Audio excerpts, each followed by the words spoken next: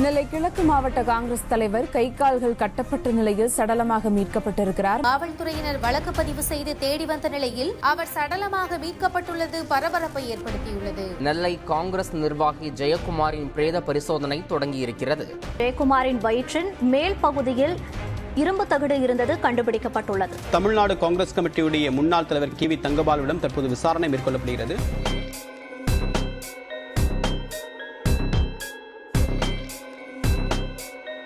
ஒட்டுமொத்த தமிழகத்தையும் அதிர வைத்திருக்கிறது காங்கிரஸ் பிரமுகர் ஜெயக்குமார் தனசிங்கின் மரணம்.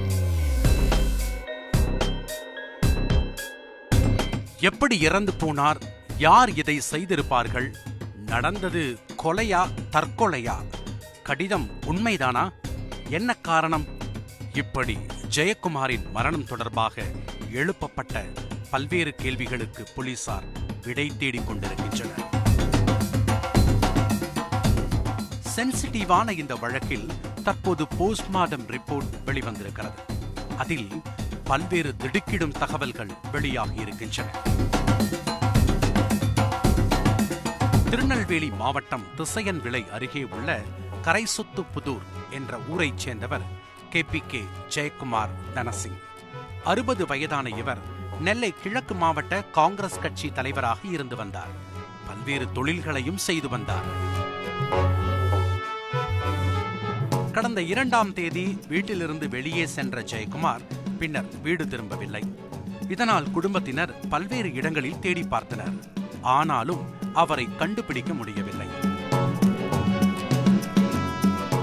இதையடுத்து குடும்பத்தினர் உவரி காவல் நிலையத்தில் புகார் அளித்தனர். போலீசார் விசாரணை நடத்தி வந்த நிலையில் 2 நாட்களுக்கு முன் வீட்டின் பின்னால் உள்ள தென்னந்தோப்பில் ஜெயக்குமார் தனசிங் உடல் கருகிய நிலையில் பிணமாக கிடந்தார்.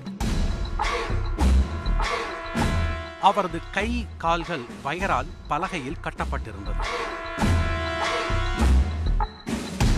இந்த சம்பவம் தொடர்பாக போலீஸ் சூப்பரண்டன்ட் உத்தரவின் பேரில் 7 தனிப்படை அமைக்கப்பட்டு பல்வேறு இடங்களில் தீவிர விசாரணை நடத்தியிருக்கிறார்கள். இந்த சூழலில்தான் ஜெயக்குமார் எழுதியதாக கூறப்படும் 2 கடிதங்களை போலீசார் கைப்பற்றியிருந்தனர். முதல் கடிதம் திருநெல்வேலி எஸ்பிக்கும், 2வது கடிதம் அவரது மருமகனுக்கு எழுதப்பட்டது என்று சொல்லப்படுகிறது. 2 கடிதமும் ஜெயக்குமாரின் அலுவலக மேஜையிலேயே இருந்தன. அவை போலீசாரிடம் வழங்கப்படவில்லை என்று கூறப்படுகிறது. அந்த கடிதத்தில் தனக்கு பணம் தர வேண்டிய ஒரு MLA மற்றும் முன்னாள் MP குறித்து ஜெயக்குமார் குறிப்பிட்டிருந்ததாக சொல்லப்படுகிறது. ஆனால் அதில் பெயர் குறிப்பிடப்பட்டிருந்த அரசியல் பிரமுகர்கள் அந்த குற்றச்சாட்டை மறுத்திருந்தனர்.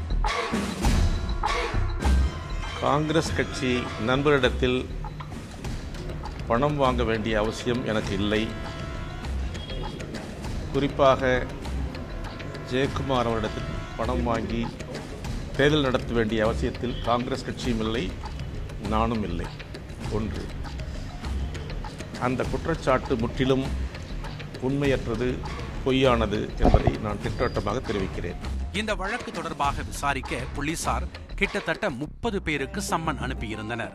ஜெயக்குமார் வீட்டு பணியாளர்கள், அவரது குடும்பத்தினர் தொடங்கி முக்கிய பிரமுகர்கள், தொழிலதிபர்கள், கட்சி நிர்வாகிகள் என ஏராளமானோரிடம் விசாரணை நடந்திருக்கிறது.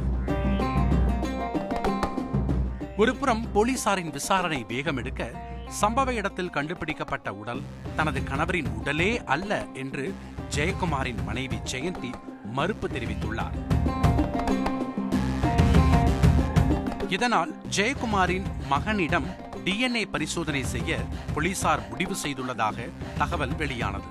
இந்த சூழலில்தான் போஸ்ட்மார்டம் ரிப்போர்ட் வெளிவந்திருக்கிறது.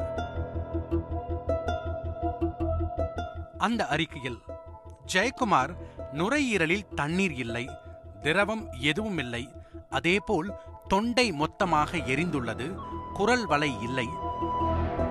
இது எல்லாம் பொதுவாக ஏற்கனவே ஒருவர் இறந்து அவரை எரியூட்டினால் மட்டுமே நடக்கும் என அதில் குறிப்பிடப்பட்டுள்ளது. அதோடு பாத்திரங்களை கழுவுவதற்கு பயன்படுத்தப்படும் ஸ்கிரப்பர் ஜெயக்குமார் வாயில் அடைக்கப்பட்டிருந்தது. ஒருவேளை அவர் சத்தம் போடுவதை தடுக்கும் முயற்சியில் இப்படி செய்திருக்கலாம் என்று போலீசார் தரப்பில் கூறப்படுகிறது. இதுவரை கிடைத்த தகவலின் அடிப்படையில் பார்த்தால் ஜெயக்குமாரை சித்திரவதை செய்து கொன்றுவிட்டு அவரது சடலத்தை எரித்திருக்கலாம் என்று சொல்லப்படுகிறது. அடுத்தடுத்து நடக்கும் தொடர் விசாரணையின் முடிவில்தான் இந்த வழக்கின் முழு விவரமும் தெரியவரும்.